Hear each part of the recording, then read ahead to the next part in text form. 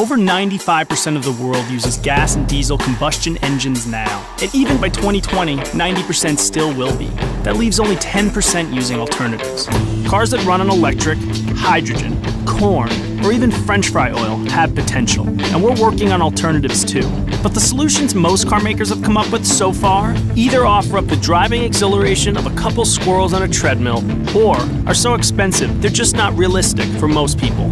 To really affect global fuel consumption and emissions right now, you have to use something the globe actually uses right now. Rethink the combustion engine. Make it better and accessible to everyone, and you'll make a difference, a big difference. How big? Consider that current combustion engines waste about 70% of the fuel's potential energy. That's a lot of room for improvement. Our overall goal is to get 15% better fuel economy and a 15% improvement in low mid-range torque from the same engine, all on regular fuel.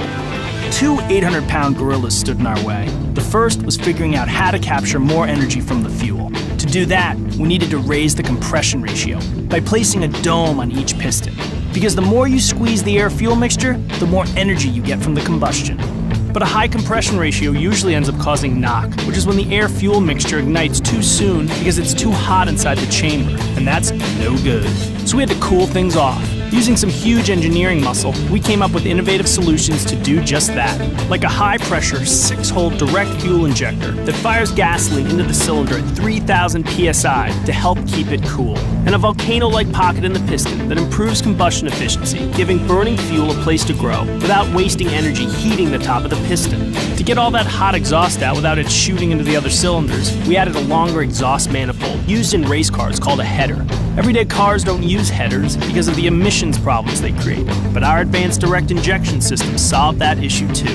That's how we got more energy from the fuel. The second gorilla was making sure we weren't losing any of that precious booty on its way to the wheels. So we reduced friction inside the engine by a whopping 30%. How? By sweating every little detail. We've improved oil pump efficiency by 74% and water pump efficiency by 31%. Reduced friction from the big bouncy bits like the pistons, rods, and crankshaft by 25%. Reduced valve train friction by 54%, and even reduced the effort the engine exerts to suck in fresh air by 13%. When it was all over, we had done what couldn't be done, achieving more torque, better performance, and higher efficiency. Skyactiv technology from Mazda. The future of driving begins now. We build Mazdas. What do you drive?